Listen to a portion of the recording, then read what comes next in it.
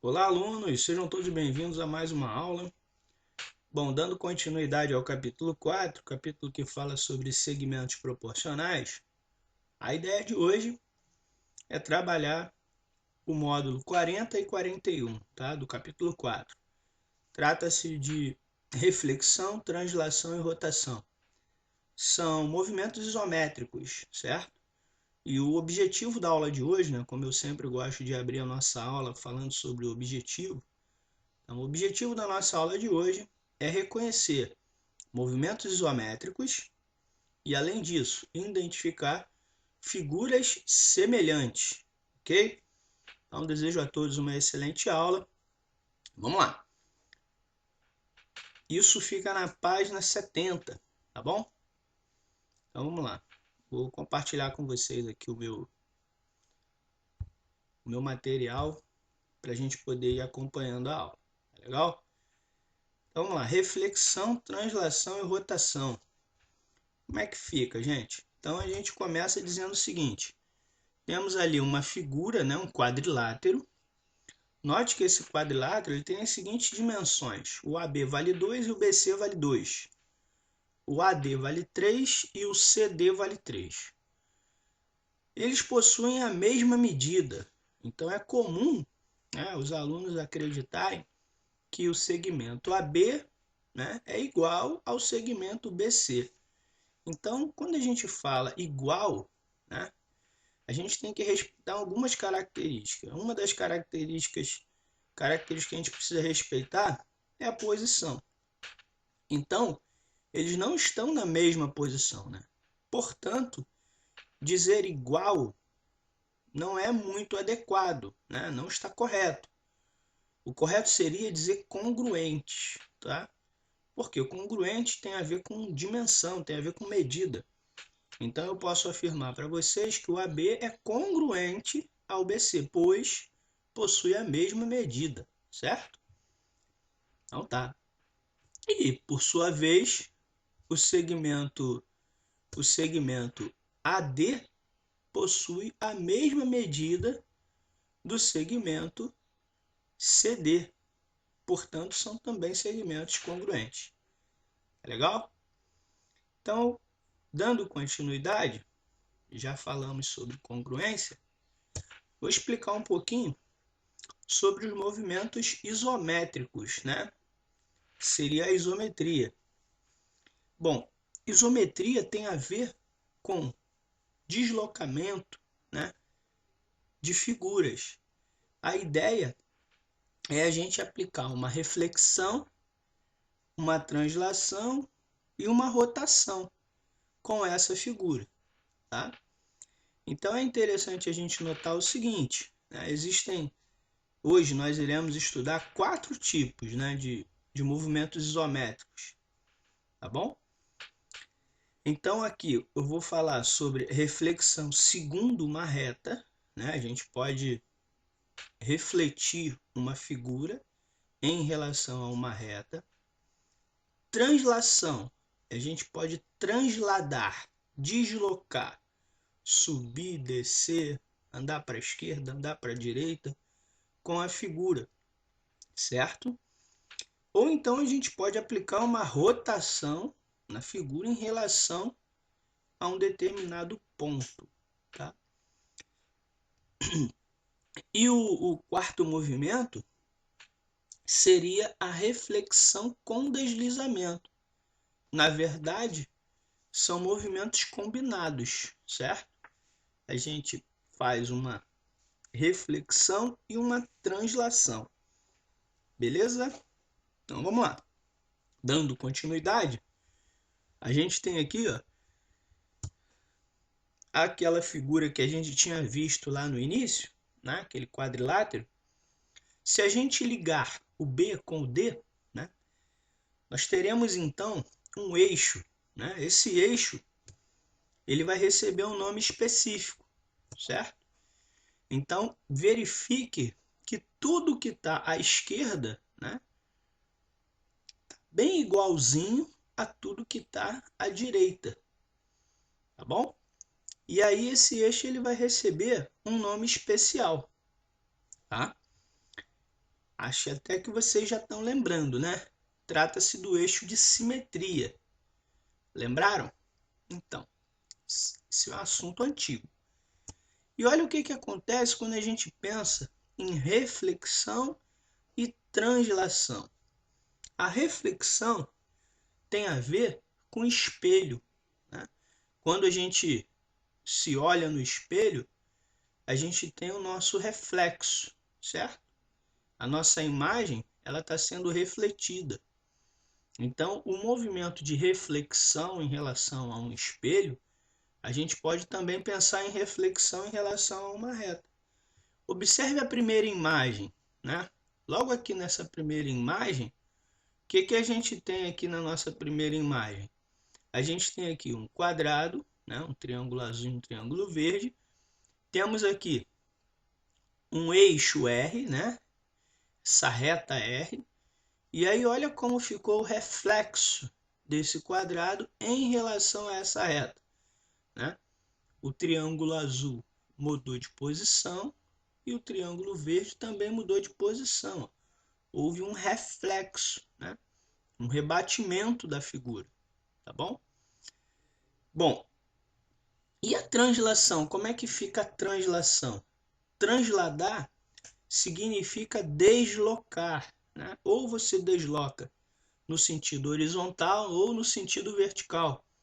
E o interessante é você perceber que nesse exemplo que está sendo aqui exposto para a gente, houve simplesmente um deslocamento horizontal para a direita, certo? Então simplesmente deslizou.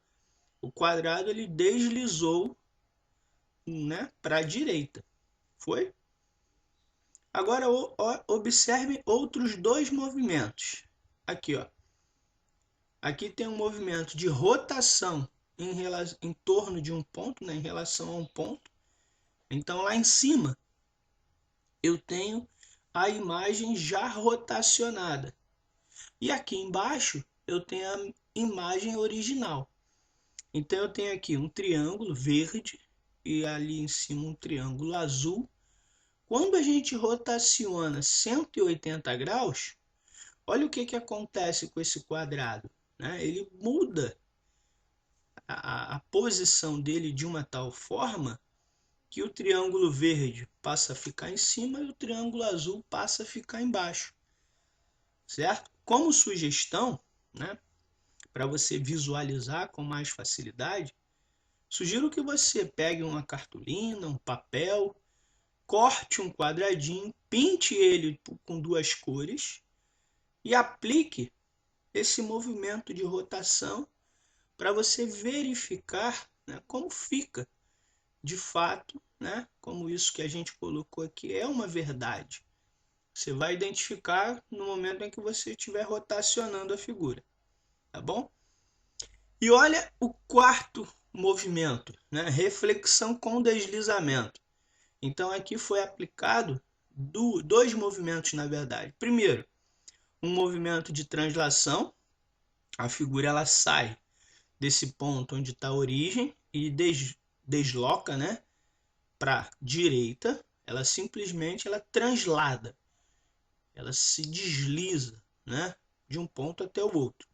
Chegando aqui, ela aplica um movimento de reflexão em relação à reta R. Então ela é refletida em relação à reta R, certo? Então aqui houve dois movimentos combinados. O movimento inicial de translação e depois o movimento de reflexão. Tudo bem? Então tá.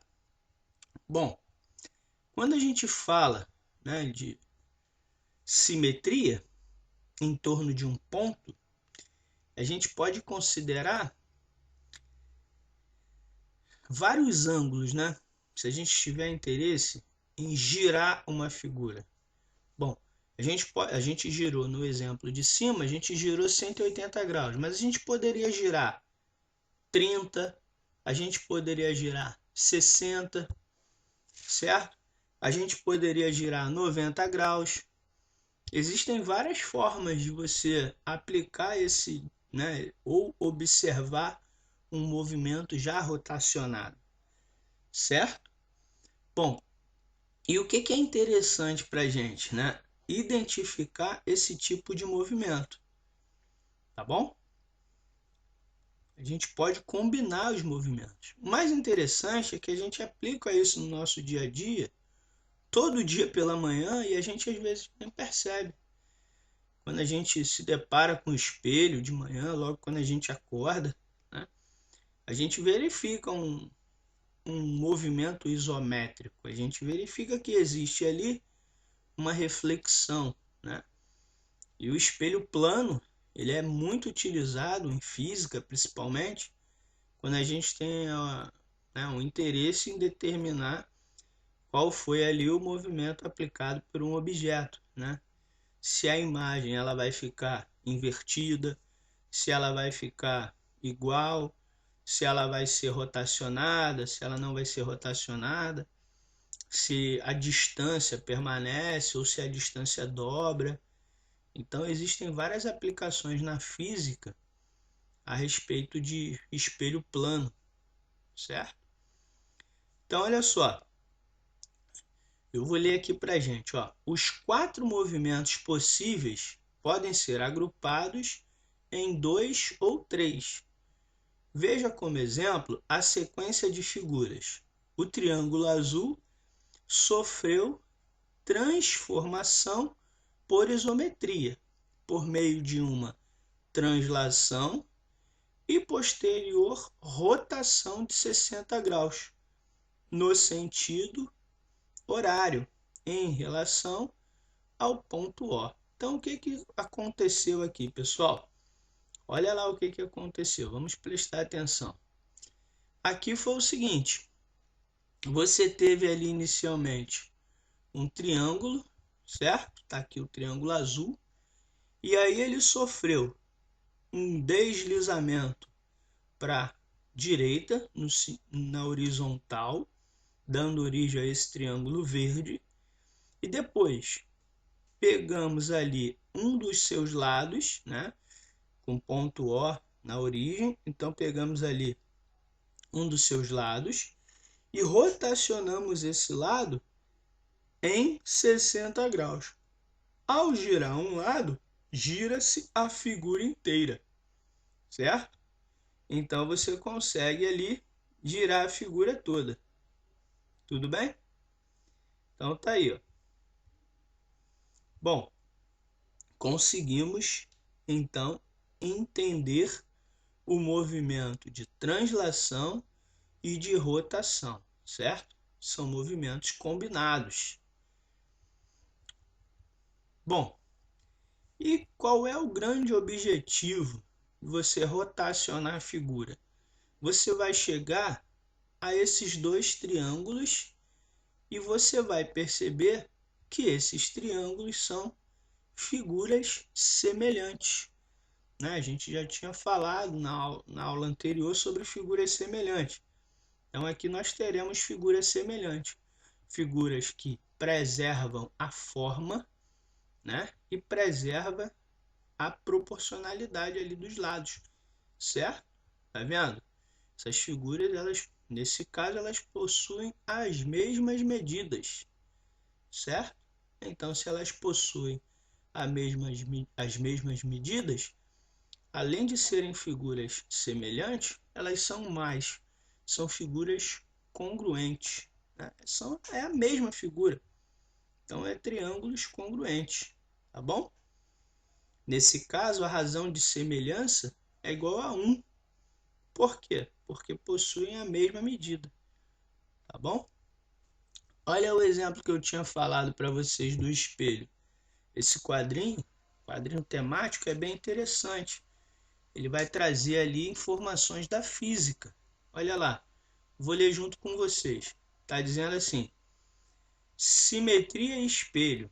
De todos os tipos de simetria que existem, a de reflexão é a que melhor se associa com a imagem refletida em um espelho. Nesse tipo de situação, o objeto a ser refletido no espelho plano tem a mesma imagem que seu reflexo na superfície espelhada. Entretanto, as duas imagens são opostas em relação à superfície do espelho, ficando invertida. Assim, se uma pessoa levanta seu braço esquerdo, tem-se a impressão de que a imagem refletida levantou seu braço direito, embora seja apenas um reflexo do braço esquerdo que foi levantado. Deve-se ter atenção ao trabalhar com simetria de reflexão em relação ao eixo ou plano de simetria. Por essa razão, veículos de bombeiros, por exemplo, costumam ter a palavra bombeiros escrita de forma invertida sobre o para-brisa, para que o motorista à frente possa ler a palavra de forma correta ao observar o espelho retrovisor. Então aqui na imagem, né, a gente viu uma aplicação, um carro de salva. Na imagem a gente vê ali, né, a imagem refletida em um espelho é oposta e invertida em relação ao objeto posicionado em frente ao espelho. Então essa linguagem oposta e invertida é uma linguagem que vocês irão trabalhar lá na física, quando vocês estiverem estudando um capítulo específico da física que se chama espelho plano, tá bom? Pessoal, espero que tenham gostado da aula. Eu colocarei para vocês ali os exercícios associados a esse módulo 40 e 41, tá bom? E também o formulário, né, relativo a esse módulo. Então tá bom. Encontro vocês na nossa próxima aula. Valeu, gente. Obrigado aí pela atenção. Até a próxima.